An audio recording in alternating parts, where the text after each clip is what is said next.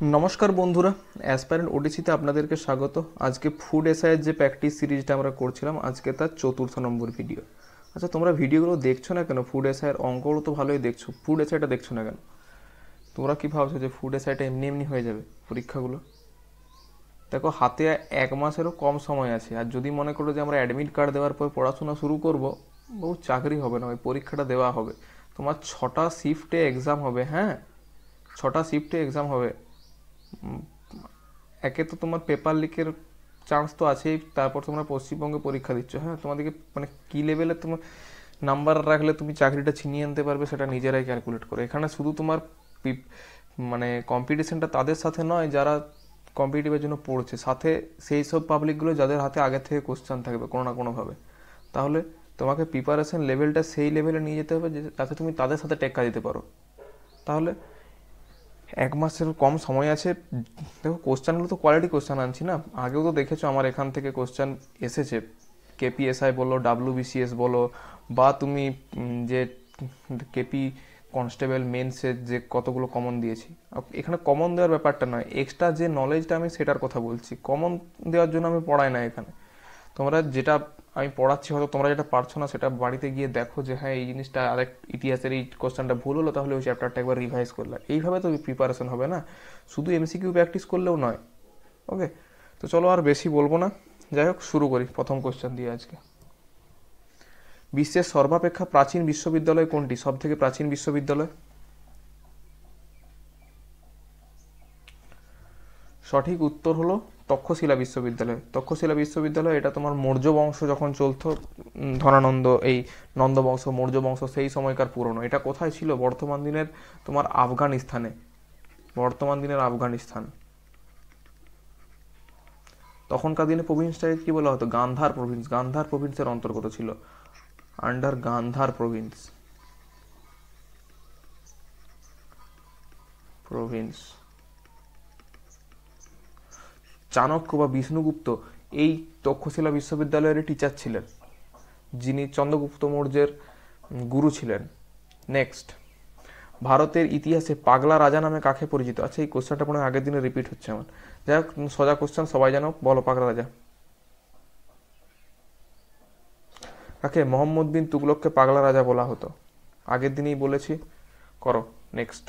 কাদম্বরী কার রচনা? কাদম্বরী কে লিখেছে? খুব ফেমাস বই, ডাব্লিউবি ওই পশ্চিমবঙ্গের পরীক্ষায় অনেকবার এসেছে, ফুডে আসারও চান্স আছে। কে কাদম্বরী লিখেছে? তোমার বাণভট্ট। বাণভট্টের রচনা। বাণভট্টের লেখা বইও আসতে পারে বা কাদম্বরীও আসতে পারে। ওকে। পতঞ্জলি কি রেখেছে? পতঞ্জলি, পতঞ্জলি লেখা বইয়ের নাম মহাভাষ্য। মহাভাষ্য। পানিনি, পানিনির কি অষ্টাধ্যায়ী? এই সব নামগুলো যেন একদম ঠোঁটের ডগায় থাকে। কালিদাসের কি? কুমার সম্ভবম। কুমার, কুমার সম্ভবম। তারপর হচ্ছে ওই তোমার কি বলে ওটাকে, মেঘদূতম। মেঘদূতম। মেঘদূতম। তারপর মালবিকা অগ্নিমিত্তম। এটা সেই ওই কি, দাঁড়াও, মালবিকা লেখেন তারপর বলছি। অগ্নিমিত্রম। এইখানে তোমার ওই যে রাজা অগ্নিমিত্র আর শকুন্তলার গল্পটা এখানেই আছে মনে হয়। হ্যাঁ। নেক্সট, তুগলক বংশের শেষ সুলতানকে? এটাও মনে হচ্ছে রিপিট হয়েছে, দূর, সেটটা ঠিক করা হয়নি। নাও করো, আগের দিনেই করেছি। নাসির উদ্দিন মোহাম্মদ শাহ, তুগলক বংশের তোমার শেষ সুলতান। কোন যুগে গান্ধার শিল্পরীতির বিকাশ ঘটে? কোন যুগে?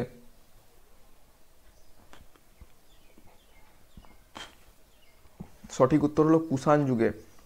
গান্ধার শিল্প, গান্ধার শিল্পরীতির বিকাশ, এর কি বৈশিষ্ট্য আছে? এটা ইন্দো গ্রিক টাচ আছে। গ্রিক টাচ আছে, গ্রিক।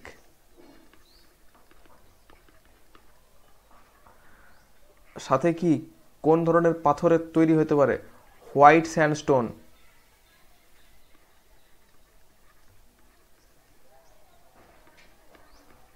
ওকে, গ্রিক টাচ আছে, হোয়াইট স্যান্ডস্টোন। কুষাণ যুগে আরো একটা শিল্প গান্ধারের সাথে আরেকটা ছিল, মথুরা।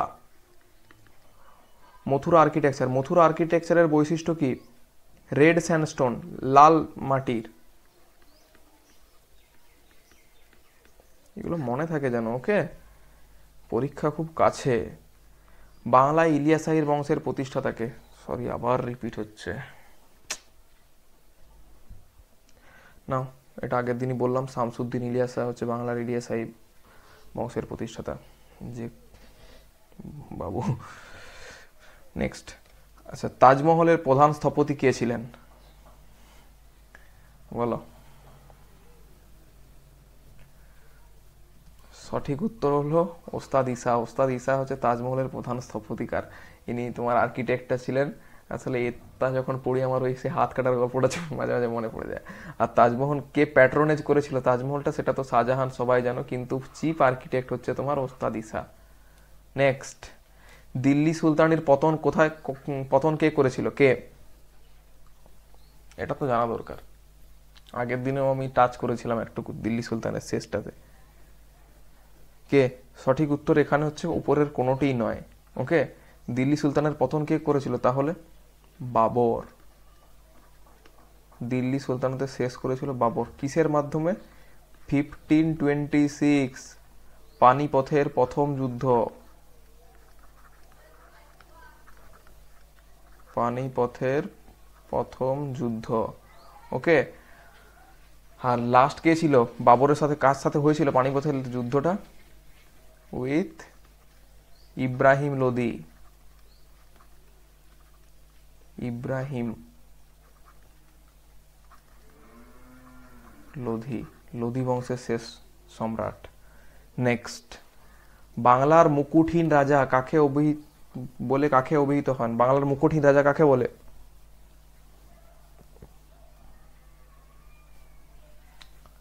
সঠিক উত্তর হলো সুরেন্দ্রনাথ বন্দ্যোপাধ্যায়। সুরেন্দ্রনাথ বন্দ্যোপাধ্যায়কে বাংলার মুকুটহীন রাজা বলা হয়। একে ওল্ড ম্যান অফ বেঙ্গলও বলা হয়, ওকে? এটা মনে রাখবে।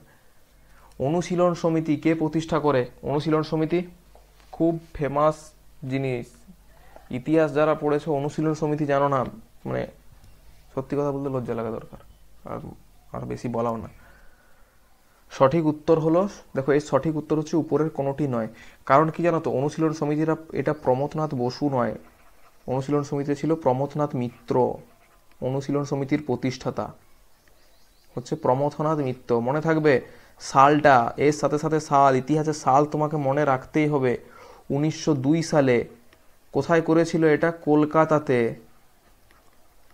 কলকাতা অনুশীলন সমিতি প্রতিষ্ঠা করেছিল। আচ্ছা এর কিছু লিডারের নাম বলো, অনুশীলন সমিতির সাথে যে যে লিডারগুলো যুক্ত ছিল, কে কে, নামগুলো কি? চলো একে একে আমার সাথে দেখো। যতীন্দ্রনাথ ব্যানার্জি, যতীন্দ্রনাথ ব্যানার্জি। আর কে? বারিন্দি কুমার ঘোষ।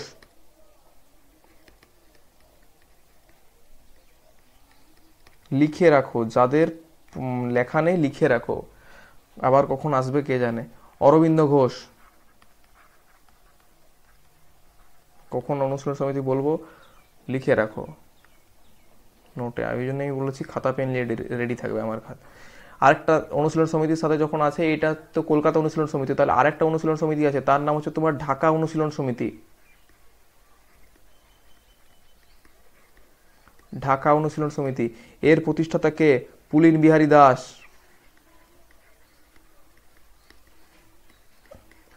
কত সালে এস্টাবলিশ করেছিল পুলিন বিহারী দাস? 1905 সালে। এটা ঢাকা অনুশীলন সমিতি, ওকে? এর সাথে সাথে আরেকটা দলের নাম আছে যেটা রিভলিউশনারি অ্যাক্টিভিটির জন্য যুক্ত ছিল, সেটা হচ্ছে তোমার যুগান্তর। যুগান্তর দল, লিখে রাখো সবগুলো। যুগান্তর কত সালে হয়েছিল? সব পরপর হয়েছিল এগুলো, 1906। সেই সময় রিভলিউশনারি অ্যাক্টিভিটির পিক পয়েন্ট ছিল যুগান্তর দল। এদের নেতা কে ছিল? ভূপেন্দ্রনাথ দত্ত।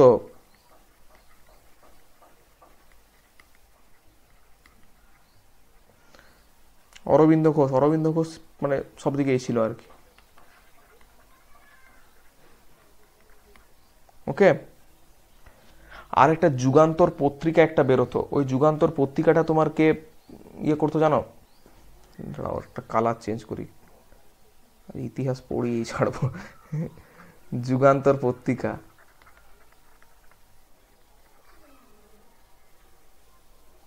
গেল রে, হচ্ছে না কেন?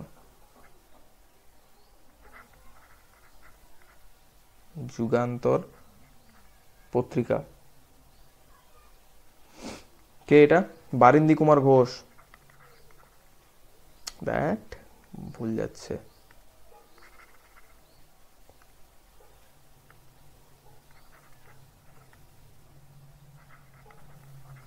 বারিন্দ্রী কুমার ঘোষ, ওকে।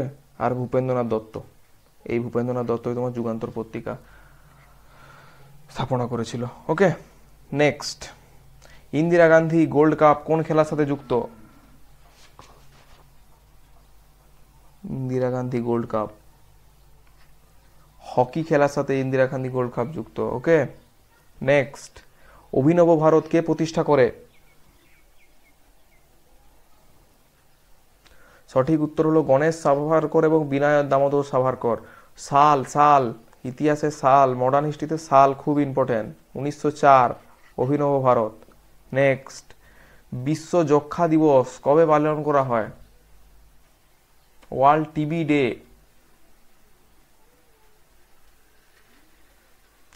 সঠিক উত্তর হলো 24শে মার্চ ওয়ার্ল্ড টিবি ডে পালন করা হয়। টিবির জন্য ভারত সরকার একটা ইনিশিয়েটিভ চালাচ্ছে, টিবি হারেগা দেশ জিতেগা। 2026কে টিবি এলিমিনেট করার একটা টার্গেট নিয়েছে ভারত সরকার, তার জন্য বিভিন্ন কোর্সও চালাচ্ছে। 5ই সেপ্টেম্বর তো জানো শিক্ষক দিবস, আমাদের সর্বপল্লী রাধাকৃষ্ণনজি এর জন্মদিন।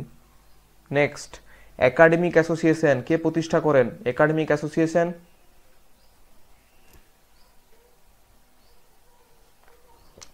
সঠিক উত্তর হলো Henry Luis Vivian Derozio. Derozio academic association প্রতিষ্ঠা করেন। ইনি তোমার হিন্দু কলেজের প্রফেসর ছিলেন। সাল, একাডেমিক অ্যাসোসিয়েশনের সাল 1828 সাল, মনে থাকে যেন। পশ্চিমবঙ্গের জাতীয় ফুল কোনটি? দেখো, জাতীয় ফুল, জাতীয় ফল, এগুলোর থেকে police, food SI, PSC clerkship, পশ্চিমবঙ্গে এগুলো খুব ফেভারিট টপিক। সঠিক উত্তর হলো শিউলি ফুল। শিউলি ফুল হলো তোমার পশ্চিমবঙ্গের জাতীয় ফুল, মানে জাতীয় মানে ন্যাশনাল হয়ে যাচ্ছে, যাই হোক জাতীয় মনে রাখবে আর কি। নেক্সট, অর্ধনগ্ন ফকির নামে কে পরিচিত? দেখো, অপশন এলিমিনেট করতে পারো বা একটু ট্রিক্স এটা লাগাতে পারো যদি নাও জানো। সঠিক উত্তর হলো মহাত্মা গান্ধী। মহাত্মা গান্ধীকে তোমার অর্ধনগ্ন ফকির বলা হতো। কে বলতো জানো? Winston Churchill. ব্রিটেনের প্রধানমন্ত্রী গান্ধীকে তোমার চার্চিল বলেছিলেন যে গান্ধীকে অর্ধনগ্ন ফকির। নেক্সট, চাঁদ থেকে পৃথিবীতে আলো আসতে কতক্ষণ সময় লাগে?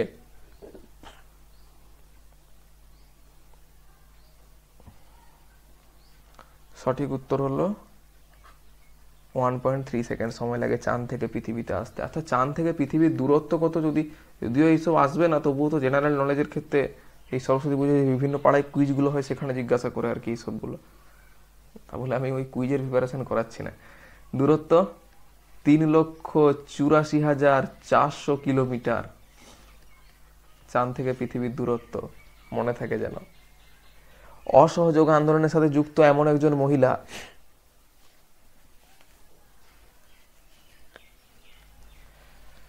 সঠিক উত্তর হলো সরোজিনী নাইডু। সরোজিনী নাইডু তোমার অসহযোগ আন্দোলনের সাথে যুক্ত ছিলেন, ওকে।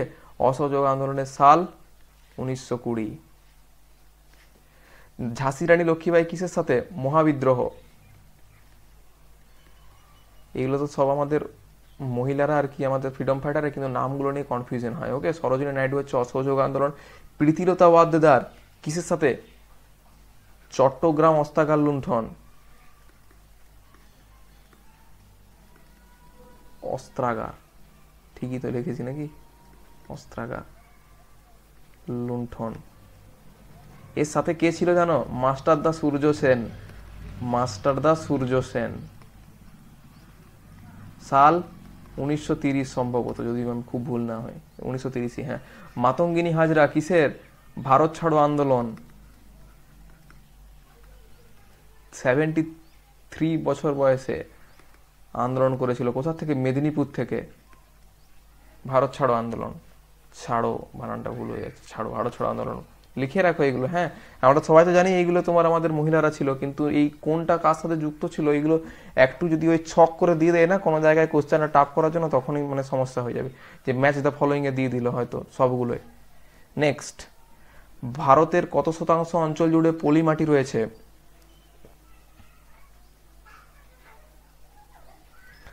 সঠিক উত্তর হলো প্রায় 46%, প্রায় মানে 40% তুমি ধরতে পারো আর কি।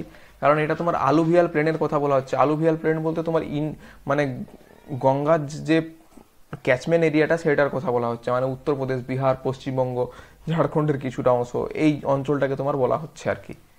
নেক্সট, মোহাম্মদ ঘোরির প্রকৃত নাম কি? ওরে বাবারে,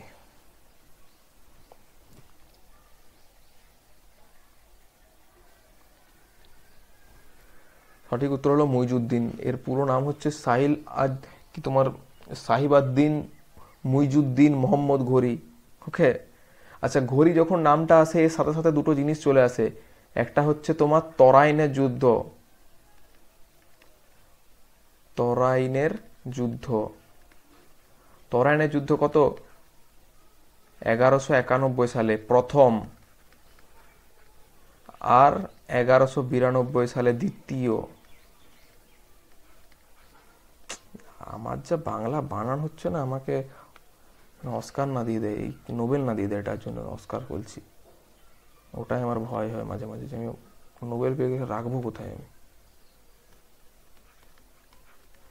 আচ্ছা, তরাইনের যুদ্ধ কার সাথে হয়েছিল? মোহাম্মদ ঘোরি ছিল, আর সাথে পৃথ্বীরাজ চৌহান।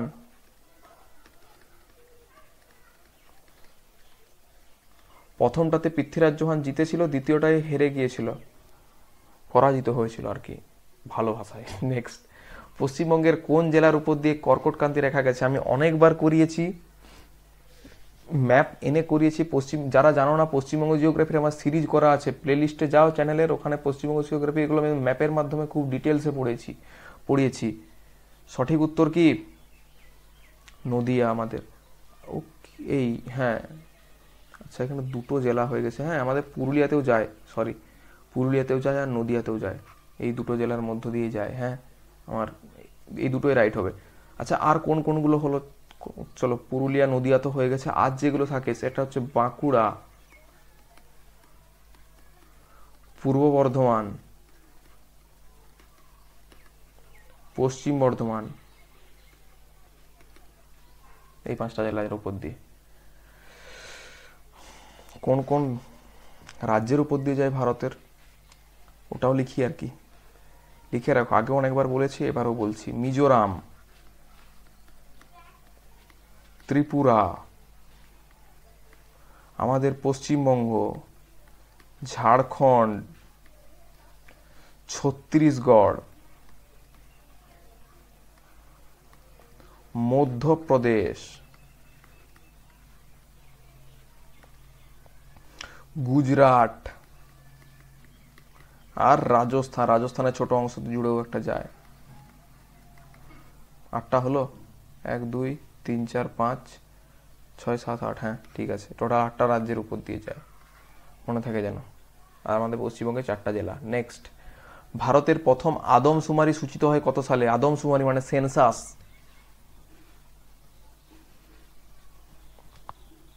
সঠিক উত্তর হচ্ছে 1872 সালে প্রথম সেন্সাস হয়। কে করান জানো প্রথমটা? লর্ড মায়ো, মনে থাকে যেন। বর্তমান দিনে কে করান সেন্সাস?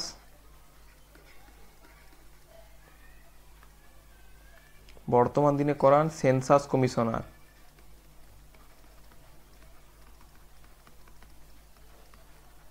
এটা কার আন্ডারে আসে জানো? স্বরাষ্ট্র মন্ত্রক, মানে হচ্ছে হোম মিনিস্টার। হোম মিনিস্টার মানে স্বরাষ্ট্রমন্ত্রী। আমাদের কে? অমিত শাহ, ফাটাকেষ্ট নয়। মনে থাকে যেন। নেক্সট, সিপিইউ এর পুরো নাম কি? এটা তো এখন সবাই কম্পিউটার জন্য, এটা আর কি বলবো। Central processing unit. বানান ঠিক করে দেখে রাখবে, এই প্রসেসিংগুলো অনেক সময় কনফিউশন হয় এইগুলোতে, এগুলো হোমোফোন, হোমো নেম, এই সব জিনিসগুলো। Central processing unit. নেক্সট, পরমাণুর 3টি আদি কণার মধ্যে কোনটি সবচেয়ে হালকা? সবথেকে হালকা কোনটি? সঠিক উত্তর হলো ইলেকট্রন। ইলেকট্রন হলো তোমার সব থেকে হালকা। সব থেকে ভারী কোনটা? নিউট্রন। নিউট্রন, তারপরে হয় প্রোটন। সব থেকে ভারী নিউট্রন, তারপরে প্রোটন, আর সব থেকে হালকা ইলেকট্রন। নেক্সট, বীজ সম্বন্ধীয় বিদ্যাকে কি বলা হয়?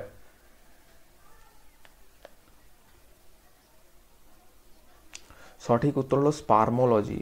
বীজ সম্বন্ধীয় বিদ্যাকে তোমার স্পার্মোলজি বলা হয়। আচ্ছা, পোমোলজিটা কি? পোমোলজি হচ্ছে তোমার ফল সংক্রান্ত